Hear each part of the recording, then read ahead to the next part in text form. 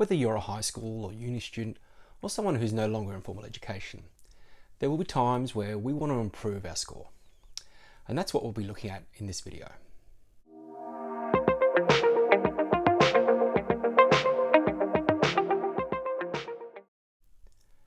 All tests are built on one of two measures, content or skill.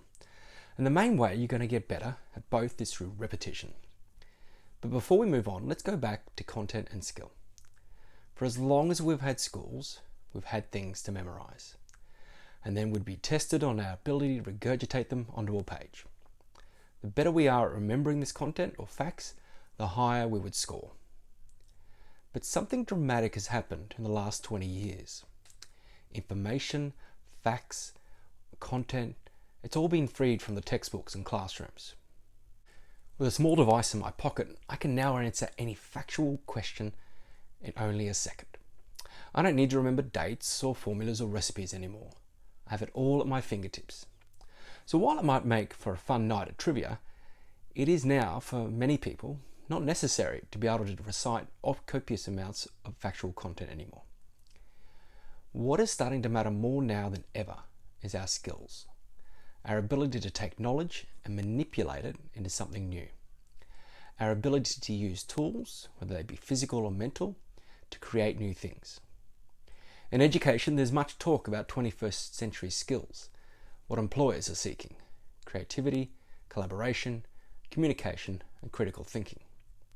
So whether you're needing to retain facts or develop skills, both require the use of repetition once you have an understanding of the content or skill.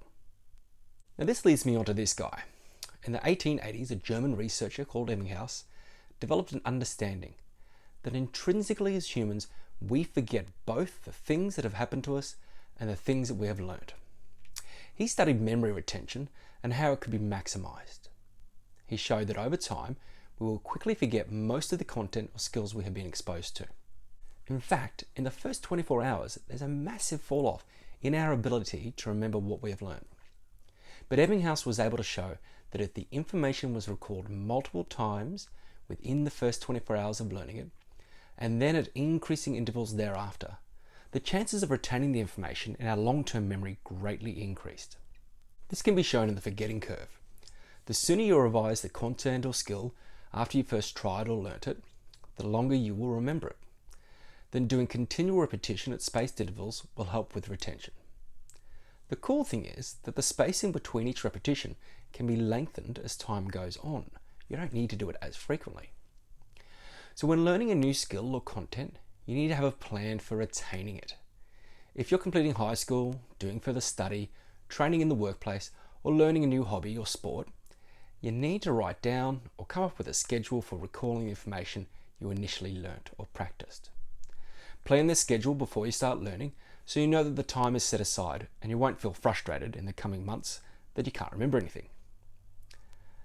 I want to take a moment now to look at the details of his study.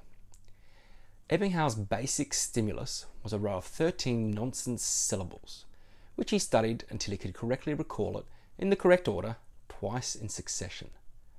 For us, this means that we need to treat something as learnt or retained if we can recall, it's like with facts, or redo, with the skills, correctly twice in succession, twice in a row.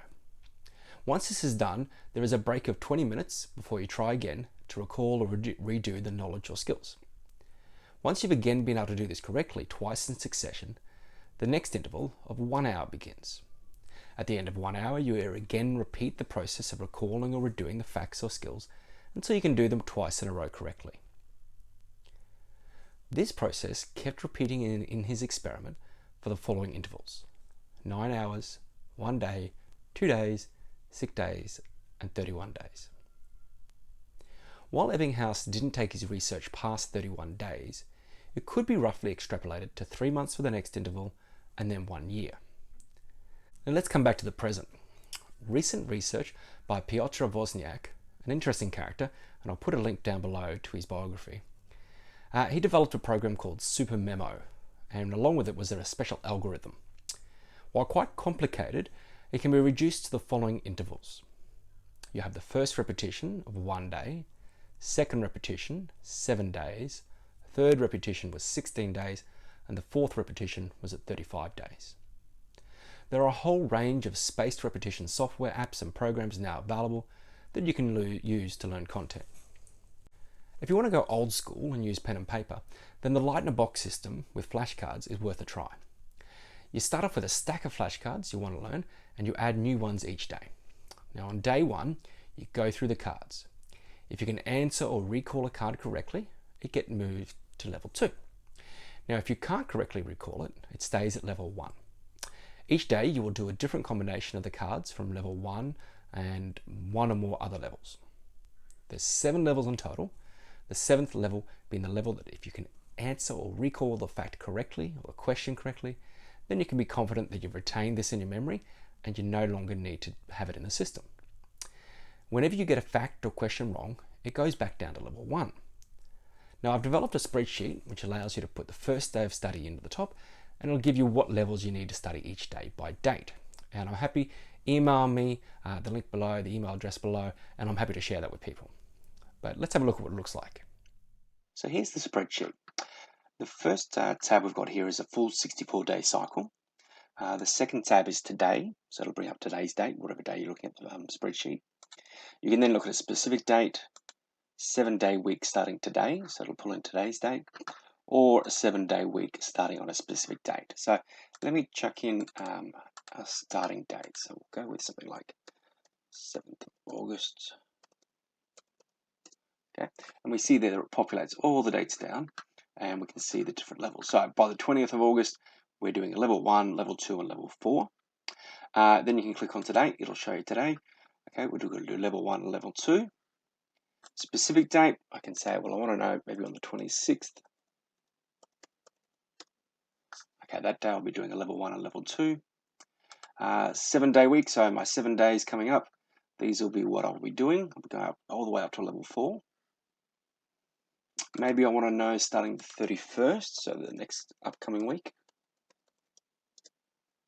Plans it all there. I'll get a level 6 and a level 5 in that following week.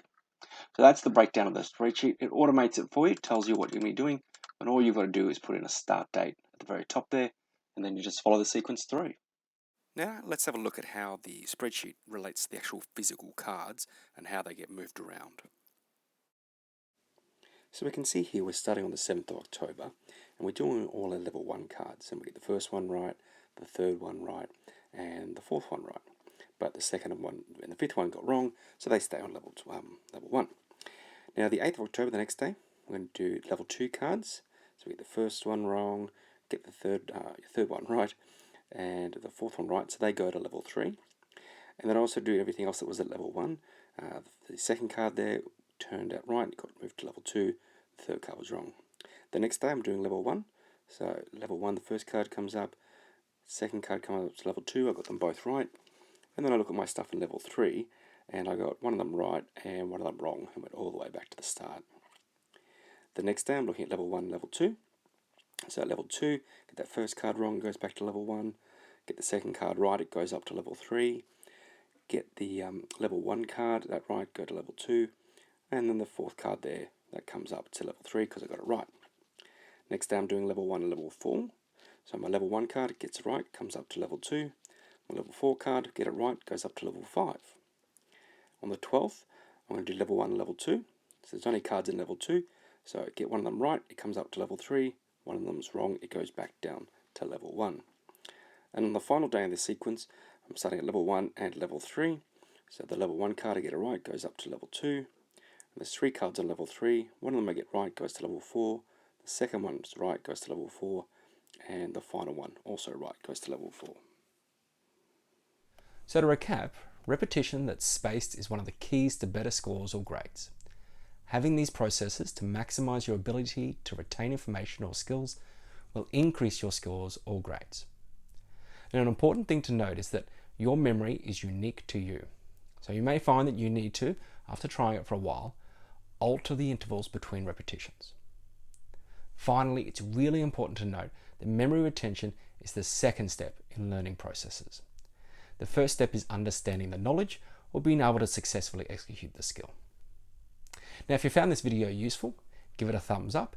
And if you want to hear more from me, why not subscribe to the channel? Until next time, keep aiming to be a better Aussie man.